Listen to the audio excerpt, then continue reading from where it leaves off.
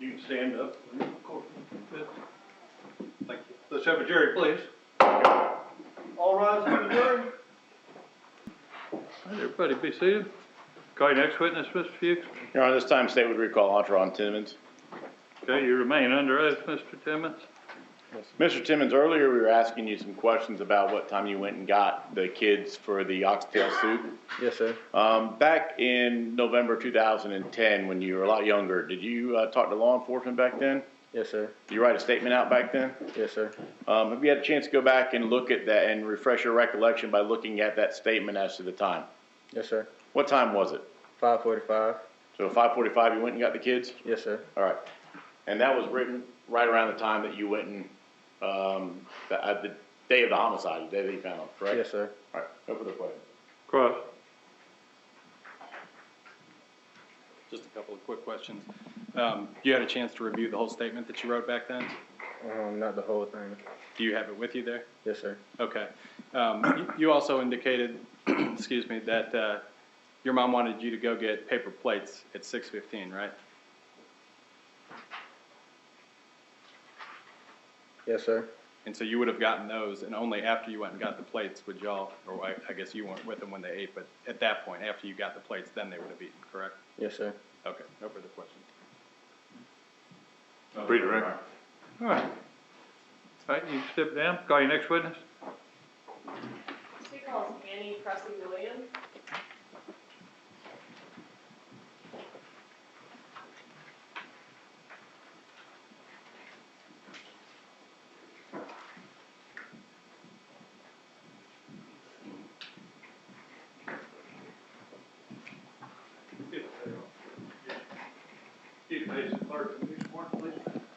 Do you solemnly swear or affirm that the testimony you give in this case will be the truth, the whole truth, and nothing but the truth? Yes, ma'am.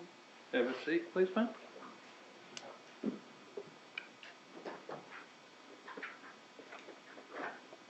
Good morning, Ms. Williams. Good morning. Will you introduce yourself to the jury and spell your name for the court reporter, please?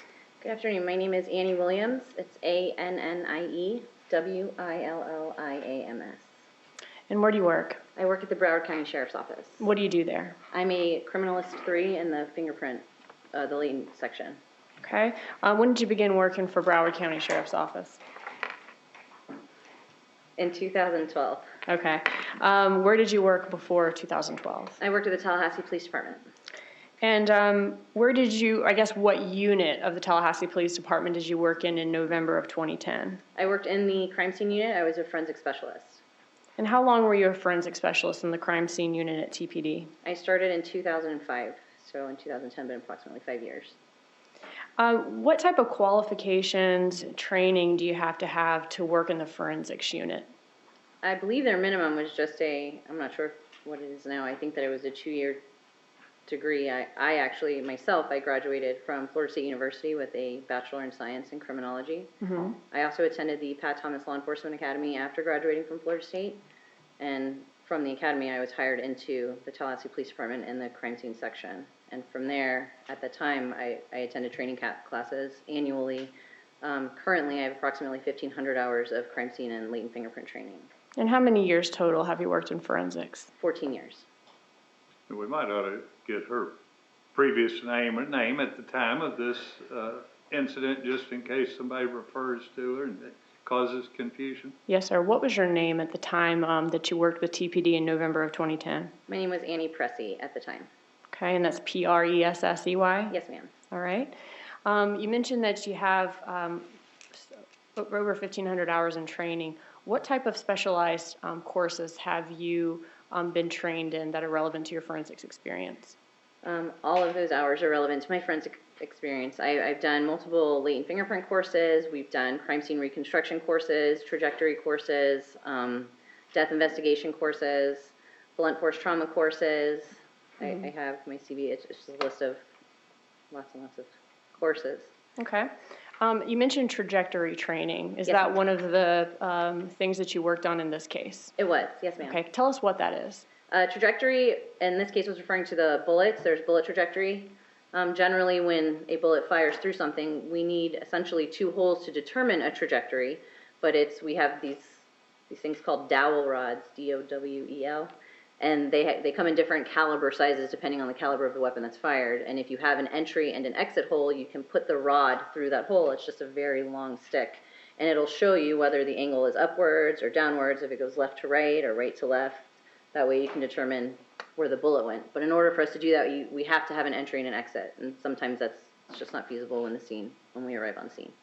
Were you the primary forensic specialist on scene there at Saddle Creek Run on November 20th, 2010? I was. Okay. In general, can you walk us through how you document and collect evidence when you're processing a crime scene? Different evidence is documented or collected differently. Generally, overall, when we arrive on the crime scene, I start by photography documentation. So in this particular case, when I got on scene, the first documentation type that I did was videotaped. So I videotaped the entire inside of the scene before anything was handled or moved by us. From the video documentation, I started photography. So I started taking pictures of the outside and the inside of the crime scene. After video and photography, do you swab items that you think may possibly have DNA that could be helpful to the case? Yes, we do. First, what I did is marked all of the items of evidence throughout the house before we started collecting them. So I marked all of the evidence with scales. For some of the cases, it's a scale. It's just a small kind of sticky thing we put on walls, and it's got measurements in inches and millimeters. And then we photograph that again, showing that this is essentially what I'm going to collect, and this is what it looks like. And we also have larger scale evidence markers, we call them, with numbers on them as well. So we lay those down so that when we take pictures, like overall pictures, you can see where all of the evidence is in these particular areas. And when you're swabbing an item, can you explain to the jury how you swab an item and what is a swab? A swab is basically a very large Q-tip. So we get them from the forensic companies that we order them from. It is a very large Q-tip in a paper kind of casing that it's sealed and sterile, so it's one individually in each one. So when you open up the casing, you take out the swab. When we also had vials of distilled water, it's just a small vial that you have to rip off the top. It's sterile as well, and we would put drops of the distilled water onto the Q-tip, and then we would swab the area that we were going to collect the item from. And then it would go back into its case that I opened, and then into an evidence envelope that we provided and sealed after that. Okay. And in addition to collecting these swabs, do you also sometimes collect actual items from a scene that you then impound into evidence at Tallahassee Police Department? Yes, ma'am. Okay. And when I say impounding into evidence, what does that mean? We collect it, so it was things that we also collect on scene. They are sealed and evidence taped, and we have a property and evidence section at the police department where everything was sent to them after the scene was finished. Okay. All right, so I want to go back to November 20th, 2010. You told us you were the primary forensic specialist there that day, but there were other folks from your team there with you as well, right? Yes, ma'am. Okay. What time did you arrive to 908 Saddle Creek Run that day? It was approximately 11 o'clock in the morning. Okay. And what was the first thing that you did when you arrived? I met with the on-scene supervisors who had already staged a scene, which is why they called us out, and they informed us of what they located inside the house. At the time, they had found Brandi Peters in the foyer, and they located 2 children from what they believed to be in a bathtub. Okay, so you arrived after the scene had been secured, after first responders arrived, and at that point, did you begin to collect, or I guess document evidence and document the scene? No, not at that point. When I first arrived, they had notified me that there was a 3rd child that they believed was in the home, and so they asked me to go inside with an armed officer to see if we could locate the 3rd child. So we did go inside, and inside of the bathtub area, officers had originally seen only 2 children, and when I went in, I found the 3rd child, and so we immediately came out and were told that we needed to secure a search warrant for the scene. So at the time, until the search warrant was signed, we just had to stage outside of the scene. Okay. After the search warrant was secured, at that point, did you begin processing the scene? I did. We started with the documentation. Okay. That was the videos and the photos that you told us about? Yes, ma'am. All right. What were you wearing when you actually processed and documented this crime scene? Anytime we entered in the crime scene, I was wearing Tyvek boots. They're essentially large plastic covered boot coverings that go over your feet to avoid leaving any kind of impressions or dropping anything from our shoes into the crime scene, and latex gloves so that we didn't leave any of our fingerprints while we touch things or contaminate anything with our fingerprints. Okay, and when you first went in, what did you notice about the condition of the home as far as the lights were concerned? There were lights on in the hallway bathroom, and it was, I guess, the shared bathroom, the main bathroom in the home, and also in Javante, the small boy victim's bedroom. And that was all that was on in the home at the time. And what about TVs? There was a television on in the master bedroom, Brandi Peters' room, and there was also a TV on in the twin girls' bedroom. Was the back door locked or unlocked? It was both. The back door had a bottom handle lock, the original, where you turn the handle, so that lock was locked, but it also above it had a deadbolt that was unlocked. So if I'm understanding you correctly, the deadbolt you would lock from the inside of the home. Yes. The bottom lock was the kind that you could either push in or twist as you exit the home to lock the door? Yes, ma'am. Okay.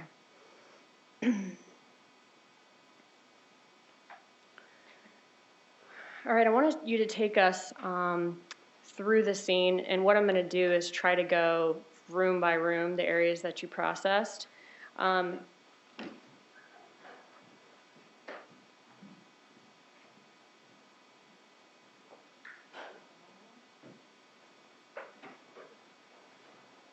does this microphone, will it pick up if I testify, or if I ask the questions from the projector? That's not a courtroom microphone. All right. You just gotta keep your voice up. Yes, sir. You started the courtroom when we have the microphone. Yeah, yeah. All right, so, have you had an opportunity to view, all of, or a substantial amount of the photos that you took from the scene that day? Yes, ma'am, I have. Okay. And I guess, did you try to take a photo of each room from each angle and then every item of evidence that you collected? I did, yes, ma'am. All right.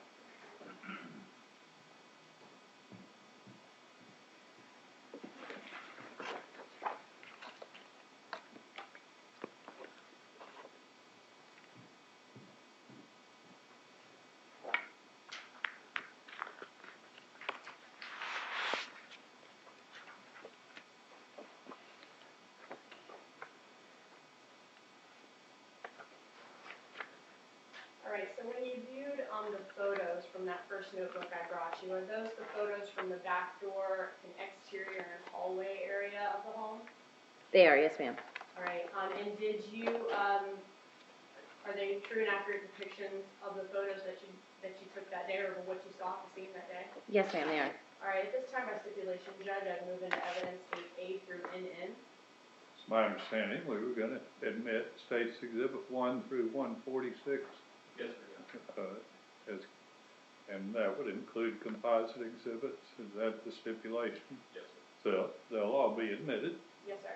So what I'll do is I'll go through each room, if I could just have permission to publish as we go throughout the house. Certainly, certainly. Thank you. And let me just say to the jury, stipulation means that attorneys have agreed to something. We encourage stipulations when things are undisputed. There's no sense wasting your time and my time and their time over something that's undisputed. So the parties have agreed that these exhibits are authentic and admissible, and so you should consider them as such. I want to turn your attention to the notebook that you have in front of you, not the photos, but the actual sleeves. Yes, ma'am. Can you tell me, do you recognize States Exhibit 9 through 25? And you had a chance to look at those? I did. Before today, okay. Yes, and ma'am. did you recognize those as the items that you collected from that back door hallway area of the home? Yes, ma'am. Okay, and are they in the same condition as when you impounded them into evidence? Yes, ma'am. All right. I could get those photos from you. Thank you.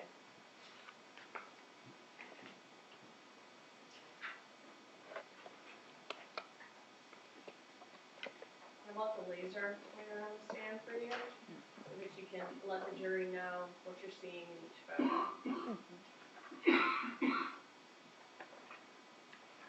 All right, what do we see here in 8A?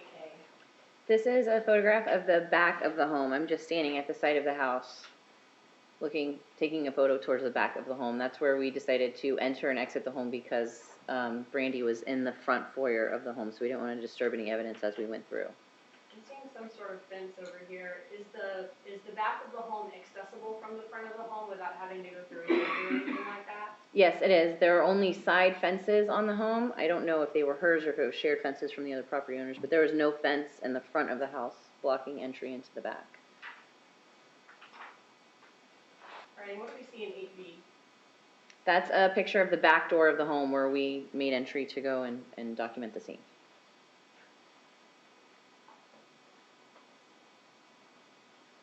8C? It's just a close-up image of the back door of the home. What do we see here at the bottom of 8C? There's a curtain inside the home, and behind the curtain was kind of like a paper kind of blind that looked like it covered from the top to the bottom of it, and that just looked like it was torn when we ended up going inside to photograph it. So it's just a tear in the paper part of the blind area there. Okay. Did you find any pieces of the torn paper shade or blind inside the home? We didn't. What conclusions did you make about that as far as when the blind may have been torn? It didn't seem to have been torn recently, otherwise I would have expected it to have been in the outside of the home or the inside of the home, unless it was taken away. Okay. What do you see in 8D? This is a picture of the back door, but this was me now inside of the home. I'm standing in the hallway area taking a picture of the back door from the inside. And in 8E? That's a photograph I took of the locks of the back door. Like I mentioned before, there was I was noting that the deadbolt was in the open position, so it was unlocked, but the bottom door was locked in the locked position. Okay, so that's twisted into a vertical position, the bottom one? Yes, ma'am. All right, and did you collect any evidence from the doorknob? I did. I collected swabs of the doorknob and the deadbolt area of the door as well. Okay, I want to turn your attention in your binder there to States Exhibit 9 and 10. What are States Exhibit 9 and 10? 9 is the swab of the exterior rear doorknob that I took, and 10 is the interior rear doorknob that I took. Okay, and when you say a swab, you're taking that long Q-tip that you talked to us about and taking it around, are you taking it around the entire doorknob? The entirety of the doorknob, yes ma'am. Okay. What do we see in 8F?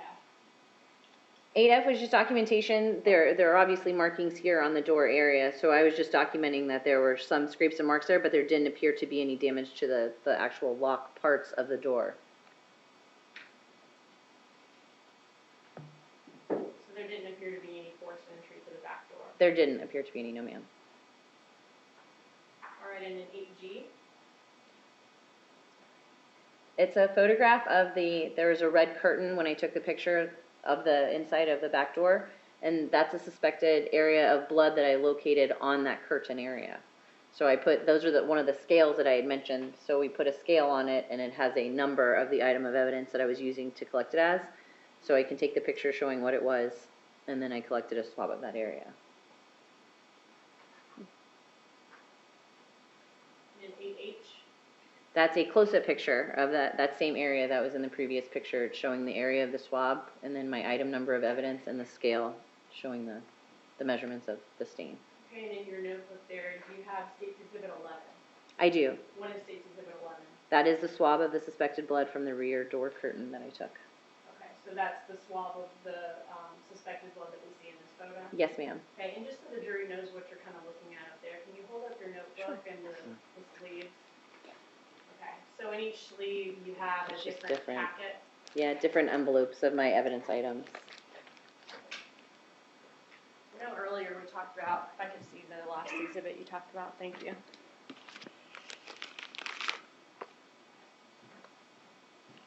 Earlier we talked about what impounding something into evidence means. I just wanted for us to all be on the same page here. So when you're looking at one of the items in your notebook that you impounded into evidence, how do you know that what the item is and that you were the person that impounded it? Yes, ma'am. So on every item of evidence that we collected at the Tallahassee Police Department, it says we had our case number here, so this was a particular case number for the case. It had my item number, so that was the item that coincided with the scale picture that I took, a description of what I took, the type of the case, the number that we used for the case, my name, my badge number, and the date that I collected the item. All right, thank you. Notice Mr. Fuchs was trying to show off that he knows how to work the machine. I can turn lights on. Okay. And what's all this tape that we see here? So this is evidence tape. In particular, my evidence tape is here. These were the two, on each of these envelopes there are two openings. Well, there's one opening, but it's a sealed little fold here. But in the event that it comes undone for any reason, we evidence tape the top and the bottom of all of the seals to show that if it was opened, I would know about it. So we evidence tape it with our Tallahassee Police Department evidence tape. I put my initials, my badge number, and the date that I sealed it. Up here is actual evidence tape from the Florida Department of Law Enforcement, so it appears it went to them for testing.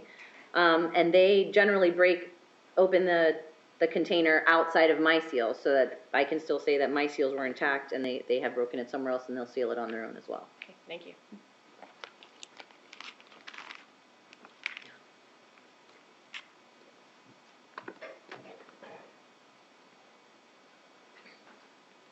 All right, moving on. What do we see in 8I? This is a photograph of me at the end of the hallway taking a picture inside of the hallway area of the home. And 8J?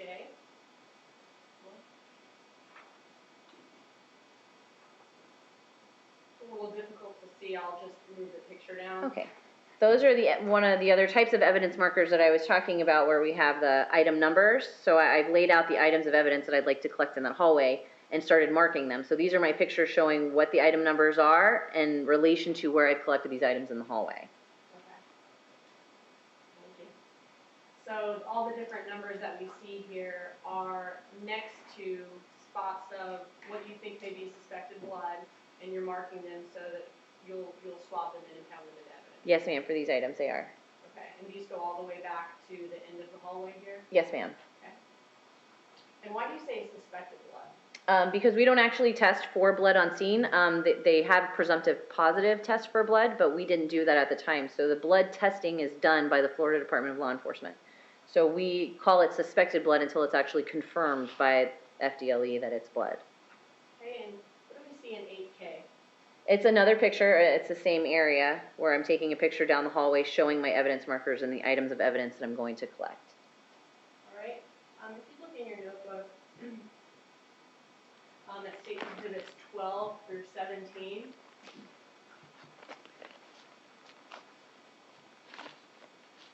Yes, ma'am. I'd like for you to walk us through what 12 through 17 are as we go through the photos. Okay. Let me first go to State's Exhibit 8L.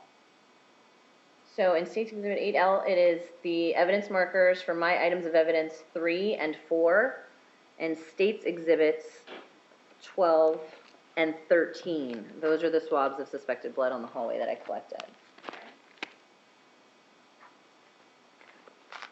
And in State's 8M? Is my evidence 5 and 6, which are State's Exhibits 14 and 15, and again, there are more swabs of suspected blood in the hallway. And in State's Exhibit 8N? So 8N is showing 7, 8, and 9 evidence markers. 7 is State's Exhibit 16, which is a swab of suspected blood. And State's 17 is my item number 8, again a swab of suspected blood. Okay. And so that exhibit would be at number 8 here, which is closest, going to be closest to the bathroom at the end of the hall? Yes, ma'am. That's the bathroom entrance over there. Okay. And do you, on those swabs that you have in your notebook, do you label them approximately where they're found in the hallway, closest to the hallway bath, trying to differentiate them? On these I didn't, only because the photographs document where they were located. I gotcha. Did you do that in your report then? I did, yes, ma'am. All right. Looking at State's 8O, what do we see here?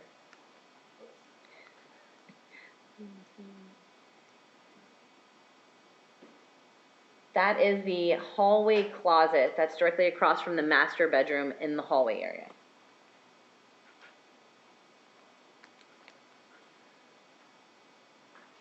What do we see in 8P? That's another photo of the hallway closet door, and there's just areas where you can see that there's suspected blood on the door and the wall area, all along the closet door. Can you show that to us? Oh, yes, I'm sorry. So here's areas of suspected blood. You can see down here as well, and here as well. Okay, and did you also see some areas of suspected blood in 8O? Yes, ma'am. There's suspected blood here, here, and there. Okay, so what we have in these two pictures is kind of the middle of the closet door and the lower portion of the closet door? Yes, ma'am. All right, did you swab any of these areas of blood? I did. Okay, can you turn your attention to 18 and 19, states 18 and 19? Yes, ma'am. What are states 18 and 19? These are my items 19 and 20 that are swabs of the suspected blood from the hallway door, the hallway closet door, I'm sorry. And when you say my items, you mean that was the TPD number that you gave it at the time? Yes, ma'am. Okay.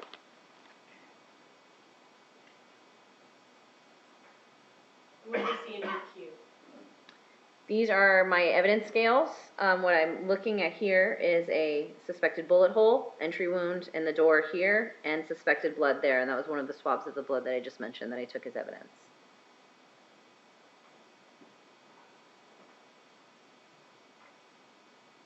And they are? This is a photograph of the inside of that closet door. When I opened the door, I noticed a bullet exit hole. And then there was also shavings from the closet door, from, I guess, the dry wood. I'm not sure whatever the door is made of, that wood particle, that was located on a towel area here and it also had a small hole in it. So in this item here, it was a blue towel. I located inside of it a projectile from a bullet, a spent bullet. I think we'll get to those photos in just a second. Okay. State 8S. That's a side angle of that. It's the same closet door. I'm just taking it from a different angle here, so you can see the suspected bullet entry hole, and there's the blood stain that I took as evidence. And in T. That's the bottom of the hall closet door, which was the other swab of evidence that I collected here of the suspected blood.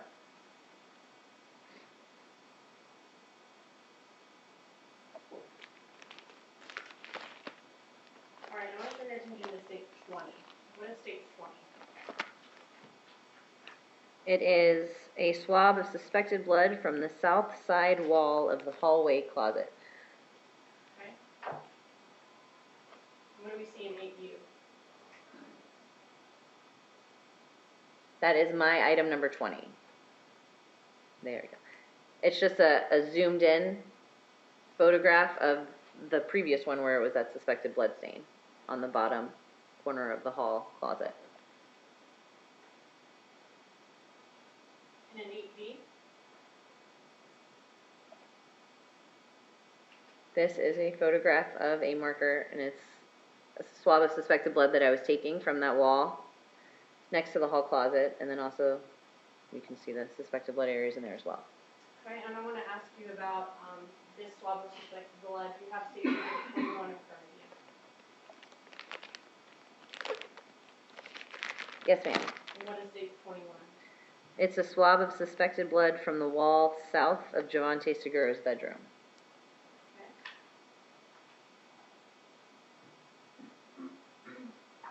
And what do we see in 8W? This is just past Javante's room on the right, and this is the entrance to the hallway bathroom. And then you can see my evidence markers here for 8 and 9. All right, and what do we see in 8X? This is a scale. I'm sorry, I'm trying to get it. This is a scale. This is the swab of the suspected blood that I took on that south side wall of Javante's bedroom that I mentioned earlier in your state's exhibit 21. Okay, so this is the swab of that. Yes, ma'am, it is. suspected blood? Okay.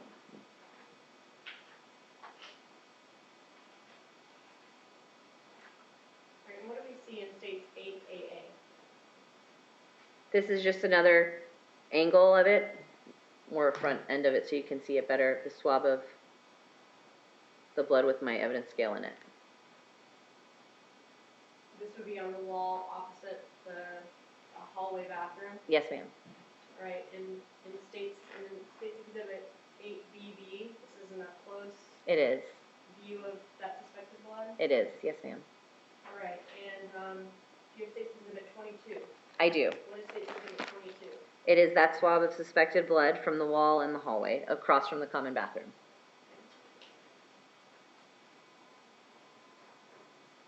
What do you see in 8C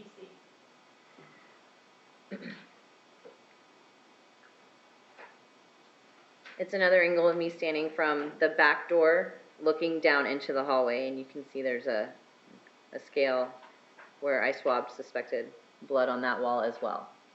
Okay, and an 8DB.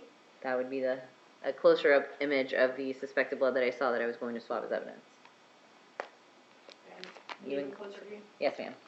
All right, and do you see states 23? I do. What is states 23? It is a swab of that suspected blood area on the wall.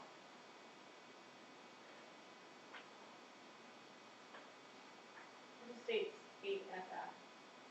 This is the lamp that was in the photos, my item number 9, in previous photos in the hallway. There is suspected blood drop on the bulb of that lamp. So the scale that I have in there is just showing that I'm going to collect a swab of that suspected area of blood as well. Okay, and states 25? What is states 25? Is a swab of that suspected area of blood.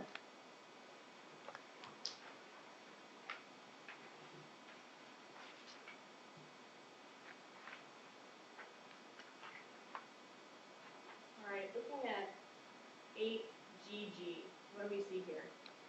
So this is the hallway closet area, and these are the dowel rods that I was speaking about earlier. So we ended up trying to do trajectory because this particular closet door had an entry hole and an exit hole. So I was able to place a rod in to try to determine the angle at which the bullet entered that door. And so that's a photograph of the rod as I placed it through into the door.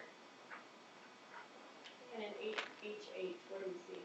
That is me opening the door so that you can get a better view of it coming in through the door of the inside, showing that it's slightly at a downward angle.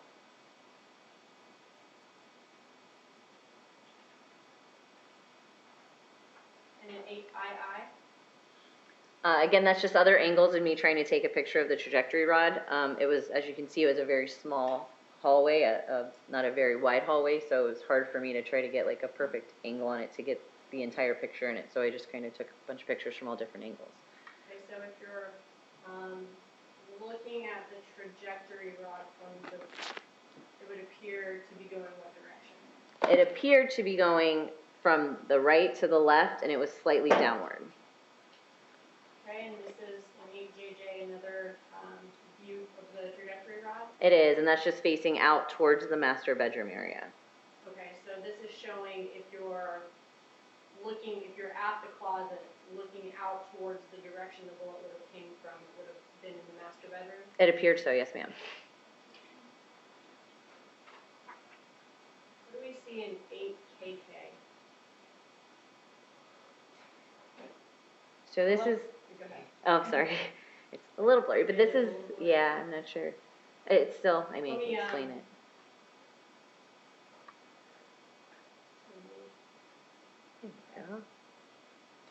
So this is a photograph that I mentioned. You can see the debris on the towel. There is also a little hole in that towel, and right here is the projectile that was located inside of that hallway closet. All right, and what do we see in 8LL?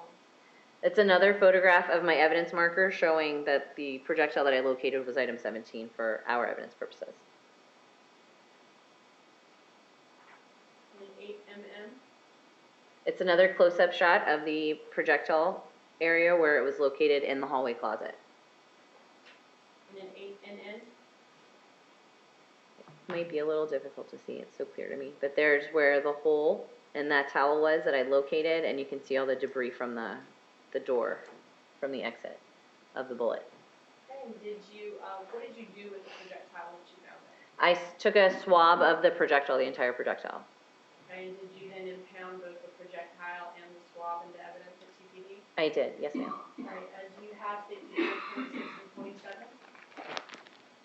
I do. What is 626? 26 is the projectile from the third shelf in the hallway closet that I collected, and 27 is a swab of that projectile that I collected.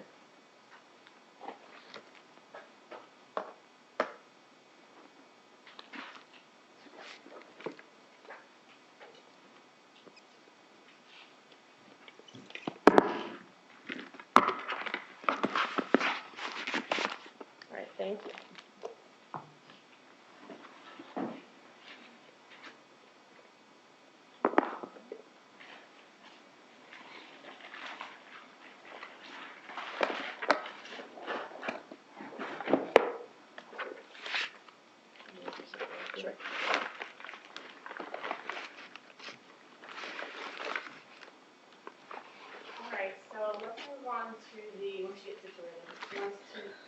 master bedroom.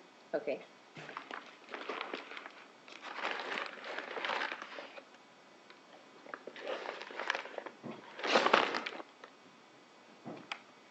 All right, so inside your master bedroom notebook, you see some pictures. I did, yes. All right, and those should be marked in this 28A through HH. You've had an opportunity to look through those photos before court today, right? Yes, ma'am. Okay, and are those true and accurate depictions of how the master bedroom appeared? They are. All right, I want to go through those pictures with you and then go through the items that you collected just as we just did. Okay. Thank you.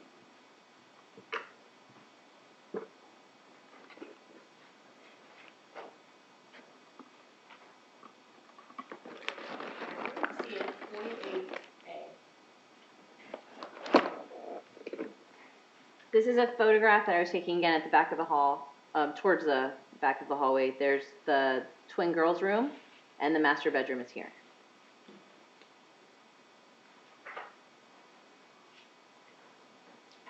And 28B. It's a photograph of me essentially standing inside of the doorway of the twins' bedroom and looking into the master bedroom. And 28C. This is a closer up, or what we call a mid-range picture, of the door frame in the master bedroom, and I was photographing the suspected blood swipes here. And then 28B. That's a closer image with my evidence scale on it showing the suspected blood on the door frame of the master bedroom door. And did you swab the suspected blood on the door frame? I did, yes ma'am.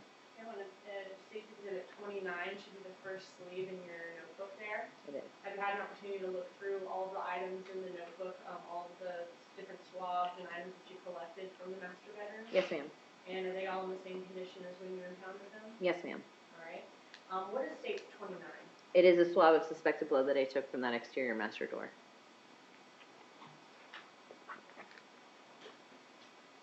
And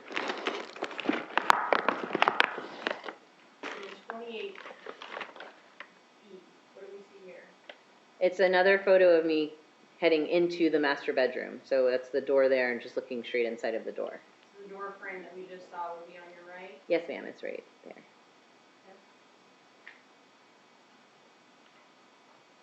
And 28F. Is now I've come all the way in through the master bedroom and I'm taking a picture from the other side of the wall outside of the bedroom. And you told us that the TV was on in the master bedroom? It was. The TV you're talking about? Yes ma'am.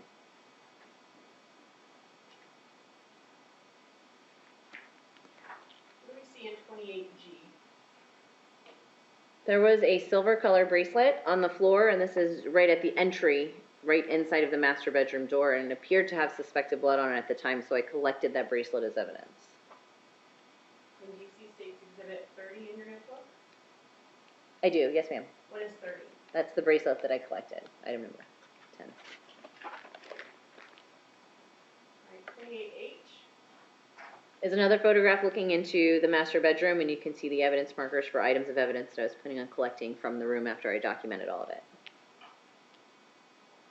I see some different spots on the carpet. I mean, what did you, is all of that suspected blood? What was that? No, it didn't appear to be, and that I kind of went through the carpet all throughout the house. I kind of just assumed because there were 3 small children in the house, a lot of it looked like dirt. So, I mean, obviously suspected blood, the color of our blood is generally red. So a lot of those stains appear to be like gray or black. So none of them appear to be suspected blood to me. It just kind of looked like dirt and years of use with like kids and stains running through carpets in the home. So it was all throughout the home. Okay, so just typical stains on the carpet from having kids, but all the items that you suspected may be blood you swabbed? I did, yes ma'am. Okay. And in 28I, what do we see? This is a photo of the bed in the master bedroom, and it's my evidence marker 11. You can just see that there's a wallet on the right side of there, and it looked like a lot of the wallet was empty, and it looked like the stuff had been taken out of the wallet and just laid on the bed. So I documented that just to show where I found it. And 28J? Is a closer up picture of some of the items that were located on the bed. Okay, so you tried to take pictures of all of the items throughout the shown contents on the bed? I did, yes, just to show what they were closer up. Okay. And 28K? Is the right side of that where you can see the other items on the other side. And 28L, is another angle. We took a lot of pictures, just showing what was on the bed. and there were a number of cards. There in the were, bed. and paperwork, yes ma'am. And then what's this? This is I called it a multicolored wallet. In State's Exhibit 28M. Is a purse that was on the floor just below the master bed.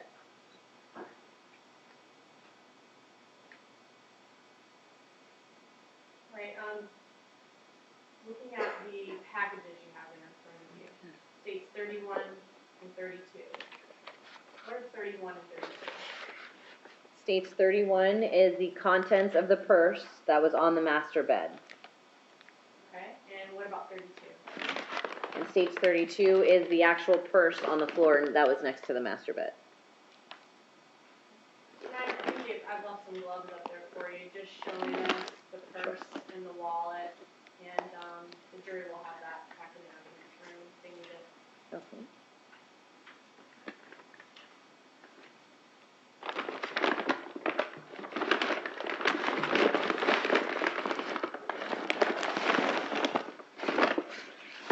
So this is the purse that I collected.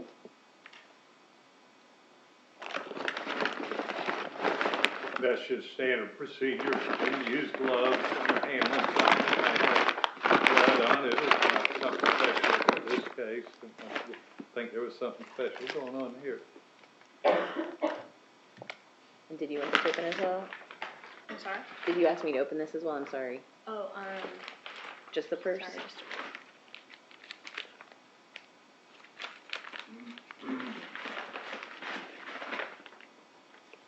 There's a wallet. Oh, located in okay, there as I'm well. sorry. Thank you.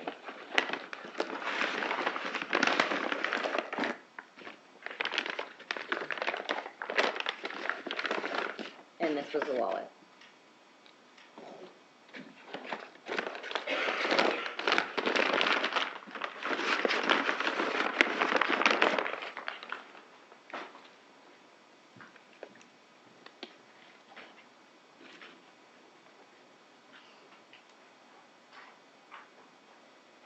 What do we see in 28N?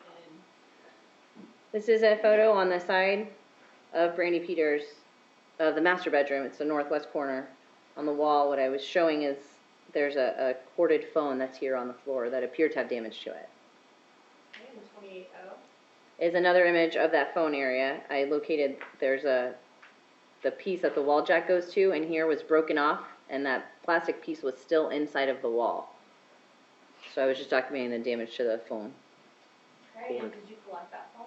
I did, yes ma'am. Turning your attention to should be the last package you have there in front of you, State's Exhibit 33. What is Yes. 33?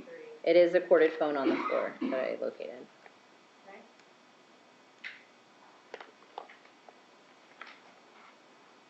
What do we see in 28P?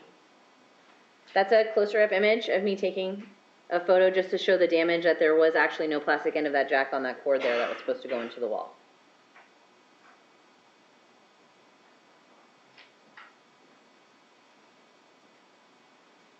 And did you end up, did you swab the phone? I did. Okay. What areas of the phone did you swab? I swabbed the handle of the phone where they would have held it, and I swabbed what I called the cradle area of the phone, is where you would have put it down, the bottom piece of it, and I also swabbed the broken end of the cord that was supposed to go into the wall. Okay, and looking in your binder at State's Exhibit 34 through 36, can you tell us what those items are? Yes, ma'am. 34 is a swab of the end area of the phone cord. 35 is a swab of the sides of the phone cradle area of the phone. And 36 was a swab of the handset of the phone. Okay. And then looking at 28R, what do we see in 28R? 28R is the same area where I picked up the phone. The item number, my marker, item number 13 was where the phone was. And there's another item of evidence, 41 over there.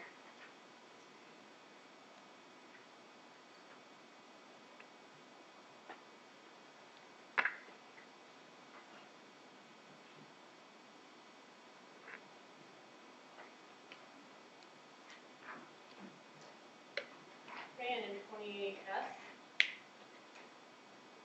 Excuse me, it's another image of that same area on the side with evidence markers in it.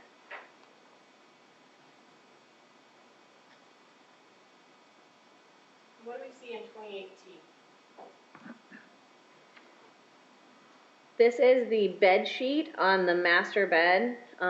If you're looking at the bed, it's the top right side of the bed.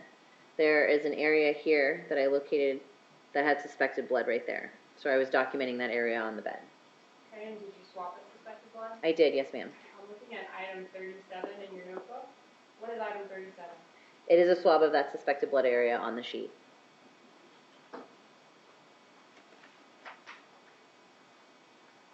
What do we see in 2018? This is the entertainment center in the master bedroom. This would essentially be the door over here. And so I was just documenting there were items of evidence collected from on top of the entertainment center that I located there as well. Okay, and I believe Officer Wilder impounded those items. We'll hear from her and I'll move on to the next item that you impounded. What do we see in 28B? So this is a bedroom, or I'm sorry, this is a window in the master bedroom. And the bed would be, oh, I'm so sorry, down here. And there's a suspected bullet hole in the curtains, or the blinds there, that actually went through the window and outside of the exterior window of the house.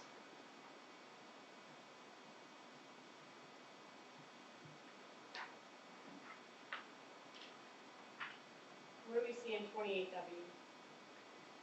So that's my documentation and my scales of the suspected bullet hole. So you can see the blind is where it was in the picture before with the hole, but it also shows behind the blinds there's a hole in the window, and it also goes onto the outside of the window as well. Okay. In 28X? And that's the exterior window where the bullet hole exited.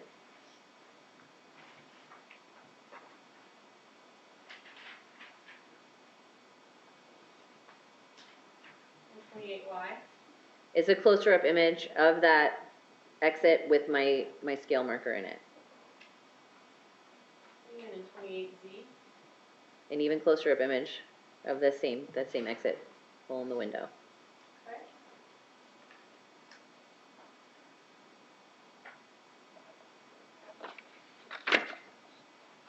What do you see in 28AA? Again, these were the dowel rods that I was speaking of, so when we came back to do the trajectory into where the bullet holes were, because this had at least 2 holes in it, I was able to stick the rod through to determine the trajectory of the bullet. And in 28BB? It's more side angles of it showing that it was slightly upward at an angle. It did appear just to be straight on. It didn't appear to be going left to right or right to left at all. It just appeared straight on and slightly upward. So I was taking pictures at different angles just to show from different views the angle of that trajectory rod. Slightly closer view in 28BC? Yes, ma'am. And there you go, as you can see it as it's kind of going upward. All right, and then 28BD? Is outside of the window, where you can clearly see that it's going at an upward angle. And 28EE? Is another side view. I tried to get it from all angles just to show how the bullet path seemed to go. And 28FF, this is from the other side of the rod on the outside of the house? Yes, ma'am. Okay.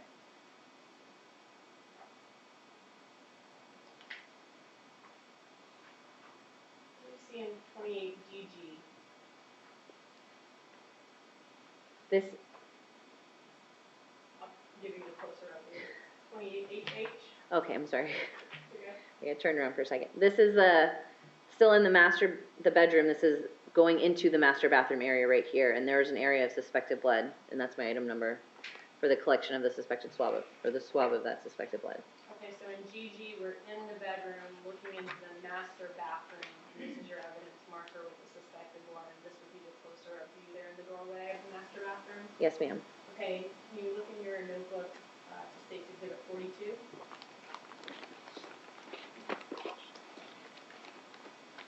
Yes, ma'am. What is State's Exhibit 42?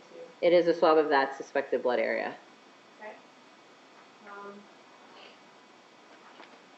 want to go back to this picture that we saw, where you showed us where the phone was, and what was your 41 marker there? I think I wish you told me that. I'm sorry, yes, there was a gold toned, it was a bubble type earring that I located on the floor in there, and it just seemed to be out of place, so we documented it and I collected it as evidence. Okay. And in your notebook, you see State's Exhibit 38. I do. Wait, what is 38? It is that gold toned bubble earring. Okay. And we saw a picture from the top of the entertainment center. I know Investigator Wilder collected a few items, but did you collect State's Exhibit 40 and 41 in your notebook?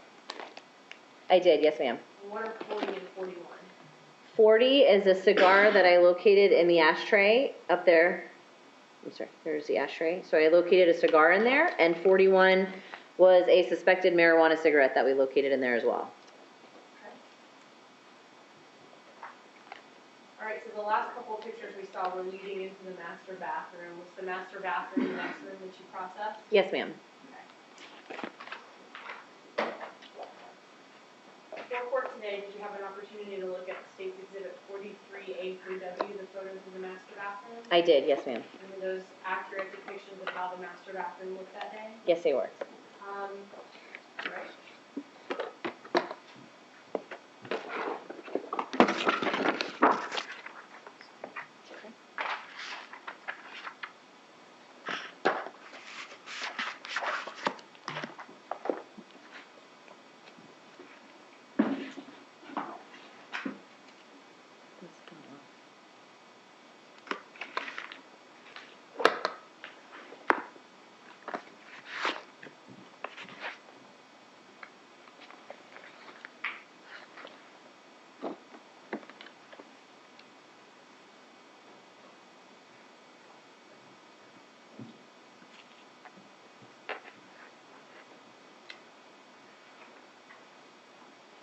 All right, looking first at State's 43A, what do we see here? It's a picture that I took inside of, this is the master bathroom door. There just appeared to be some kind of scuff mark, in my opinion, scuff mark on the door, so there was some kind of discoloration on the door. I was just documenting that it was there. Okay. And 43B? Is another view inside of the master bathroom. Okay, so this picture would be taken from the doorway from the master bedroom going into the master bath? Yes. All right, and what do we see in 43C? Oh, I'm sorry. I wanted to ask you about in 43B, did you collect some evidence from the door handle? Yes, I did. I collected a swab of the exterior door handle of that bathroom door. Okay. What's State's 44? Is a swab of that exterior door handle. Okay. And did you also swab, I guess, the other door handle we see in this photo? That would be the door to the leading into the toilet room. That's what I called it. Yes, ma'am. I took a swab of the exterior of that door handle as well. Okay. And that's State's Exhibit 45? It is. Yes, ma'am. Okay.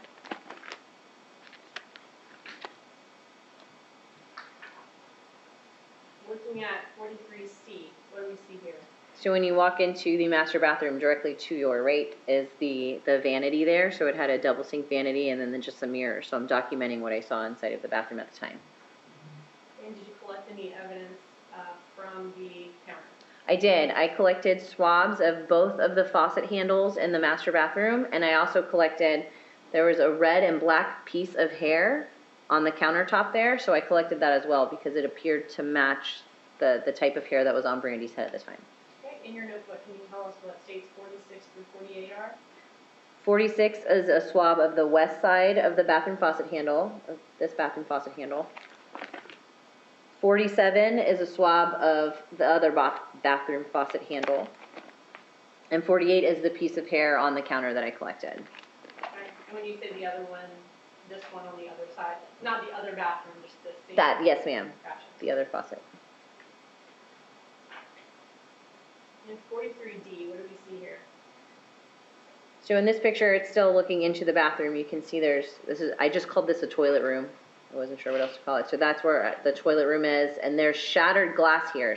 And there's some missing glass there as well. I located an indentation in the frame, and it appeared that it had been hit with a bullet. So I was documenting the damage to the door. And 43E? So on the floor here where I located a lot of broken glass, there's also a bullet, a projectile that was located on that towel. 43F? Is a closer up image of that projectile that you can see right here. That's right below where all the damage was in the glass in the shower.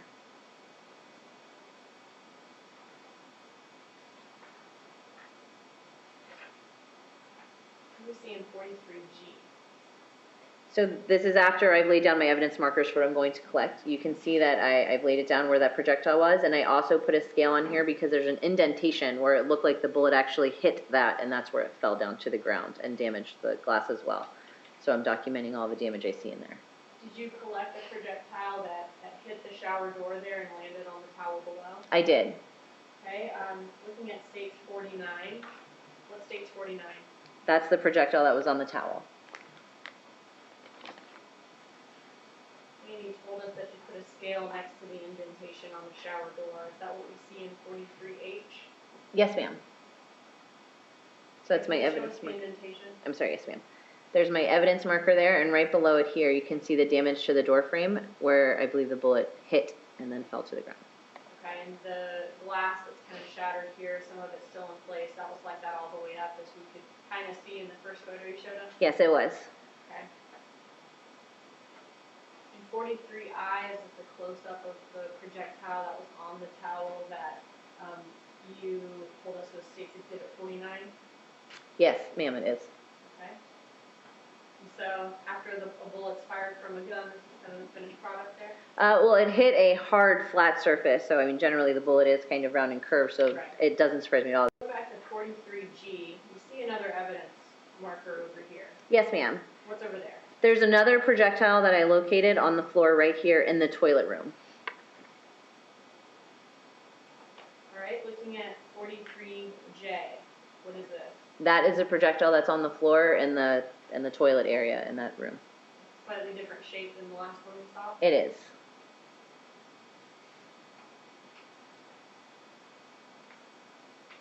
Did you collect this projectile? I did. And is that State's Exhibit 50 in your binder? It is, yes, ma'am. And I guess, was this kind of right below the toilet paper rack there in the bathroom? It was. Okay. You kind of Would you see it. the toilet paper rack? Yes, it is.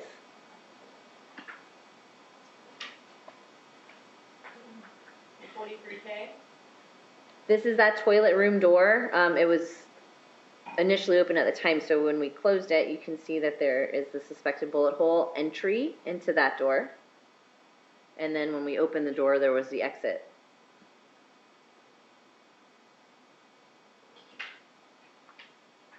And 43L? And that's the inside of the door. So I've just opened it and come on inside the bathroom area. So that's where the bullet exited through into the toilet room area. And 43M? Those are closer up pictures of my actual scales showing the bullet hole in the door, the toilet room door. And we see that one is labeled as G. Yes, ma'am. What do we see in 43N, the one labeled as F? That's the entry. That's the outside of the door where it entered through. And then G was where it exited.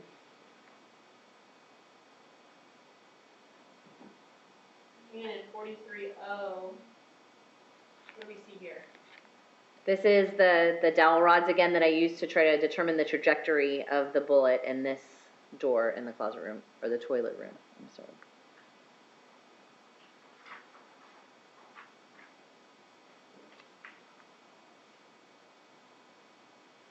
And 43P?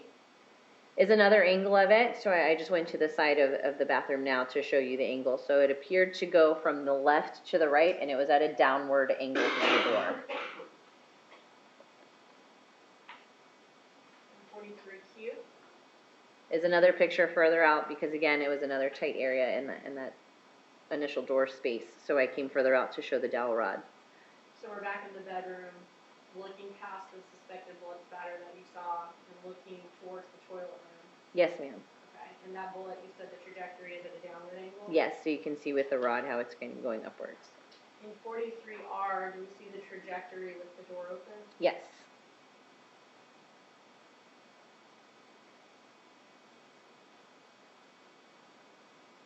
In 43S? This is me standing on top of the toilet, trying to get the picture. I noticed that there was an indent in the very bottom section of that porcelain part of the toilet. So when I was taking a picture inside on the toilet, looking at the trajectory rod, it would have appeared that the bullet would have gone straight into the toilet, and that's where I located that indentation. Okay.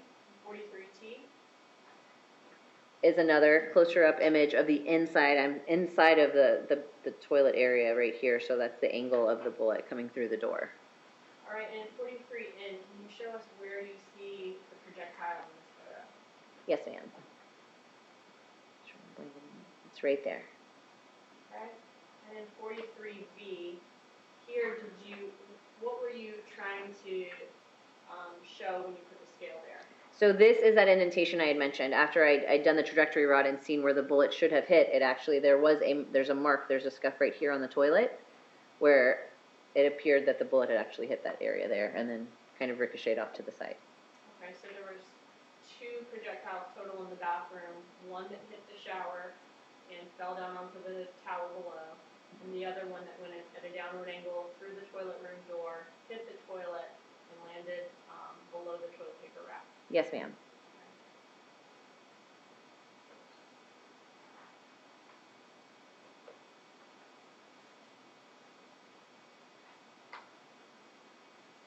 You get a good stopping point, Miss Dugan. We're probably ready for a little break. Probably in 2 minutes I'll be done with this round. Good. Thank you. What do we see in 43W? This is a photograph of the master bathroom window. It was hidden behind both of those doors. So if you have the bathroom door open and the toilet door open, when we close them, there's a master bathroom window there, and it had a red curtain covering it as well that was similar to the one in that hallway. Okay. What can you tell us about the screen to this window? The exterior screen to the window had damage to it, and the window here, I was photographing because it's in the unlocked position. Were there any other unlocked windows in the house? No, ma'am.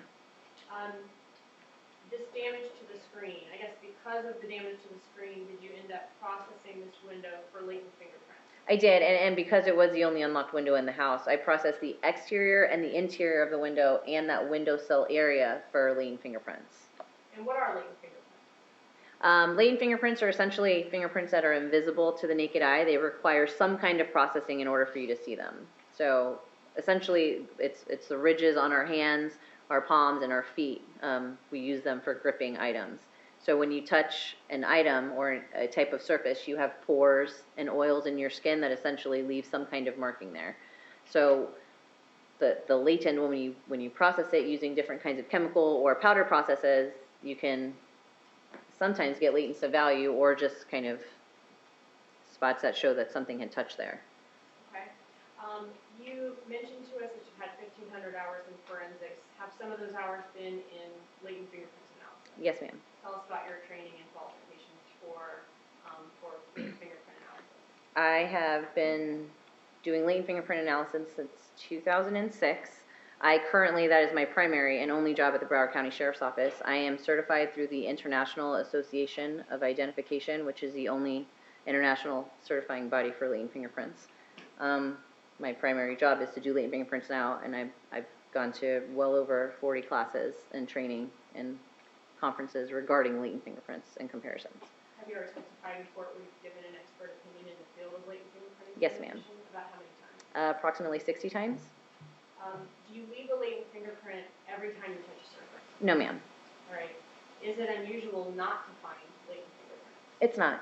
And why not? There's several circumstances. The most obvious one is if you're wearing gloves, you're not going to be leaving any kind of fingerprints anywhere other than inside of your gloves.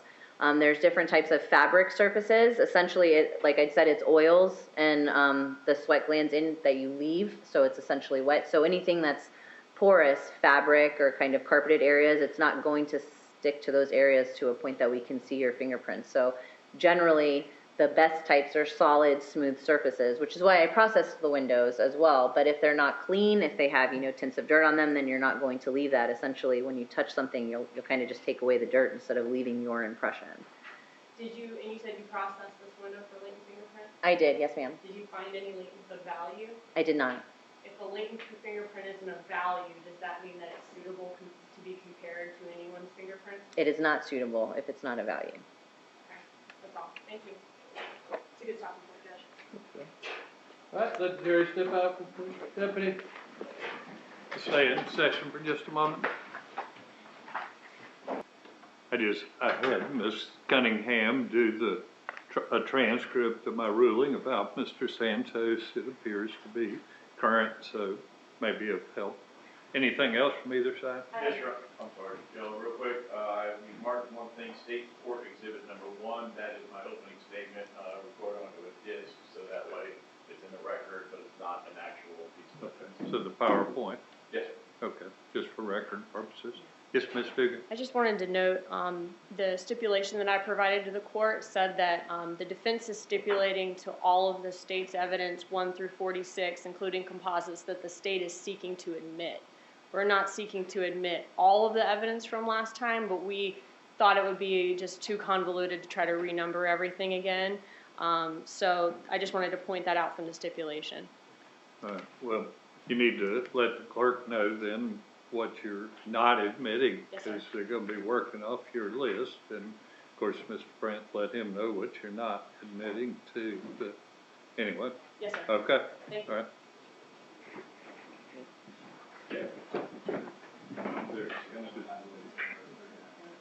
Judge, 10 minutes or? 10 minutes.